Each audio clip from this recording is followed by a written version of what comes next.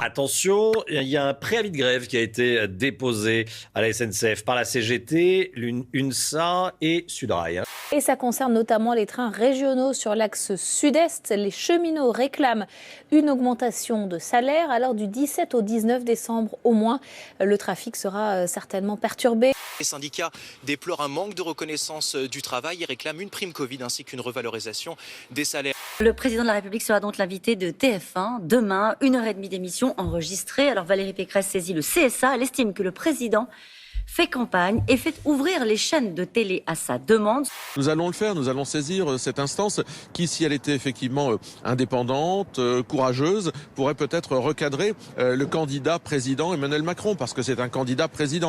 Le 29 janvier 2012, Nicolas Sarkozy, devant 8 chaînes mobilisées ce soir, du jamais vu, TF1, France 2, BFM, iTélé, LCI, France 24, la chaîne parlementaire.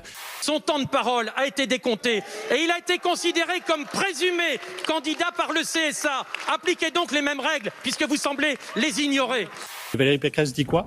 Elle dit sincérité et lucidité, esprit de responsabilité. Quel contraste entre les propositions d'aujourd'hui et celles de jeudi dernier. J'imagine que ce qui était valable pour Nicolas Sarkozy l'est pour Emmanuel Macron aujourd'hui. On est en décembre, on n'est pas encore en janvier.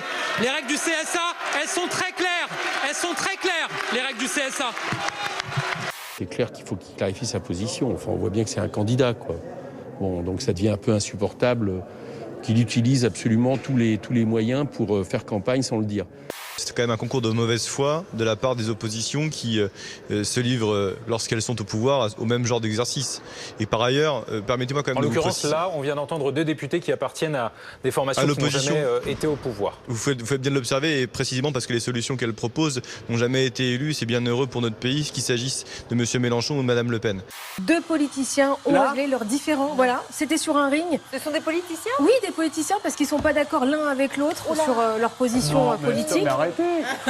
Et en fait, ce qui est encore plus affligeant, c'est qu'il y a des centaines de personnes autour qui se sont rassemblées. Ça se passe dans le gymnase d'une école pour assister à cet affrontement qui a duré 3 rounds. Et qui a gagné, on sait ? Ministre, un jour, vous serez rêvé un jour de faire de la politique Il n'y a pas eu encore d'anciennes Miss ministres, alors il est temps. On ne mêle pas Miss et politique. Mais donc pour l'instant... Pour l'instant, dit-elle. Rendez-vous dans 10 ans. Tous les coups y sont passés pour régler le différend entre le maire de Borba au Brésil et l'ancien conseiller municipal de la région, Pim Pam Poum à grands coups de manivelle. C'est le maire qui a gagné malgré une rafale de coups, une nouvelle manière de régler un différend. Alexandre Benalla a été placé en garde à vue ce matin, c'est une information TF1. L'ancien collaborateur d'Emmanuel Macron a été condamné le mois dernier pour violence lors des manifestations du 1er mai 2018. L'objet de sa garde à vue d'aujourd'hui est différent. Il est entendu à propos de suspicions de blanchiment, de trafic d'influence et de corruption. C'est l'écriture inclusive, effectivement, qui fait son apparition sur cette plaque qui rend hommage aux conseillers de Paris qui ont eu un mandat de plus de 25 ans. Et donc voilà, la mairie de Paris a fait changer quelques petits caractères. C'est valable pour 2 plaques, c'est valable aussi pour présidente, je ne sais pas dans quel ordre on le dit. La grosse colère des agriculteurs qui ont manifesté très tôt ce matin devant le Conseil d'État à Paris. Ils étaient plusieurs centaines et ont rapidement été délogés par la police. Des palettes, vous le voyez, ont été brûlées. Des tracteurs ont déposé de gros tas de fumier.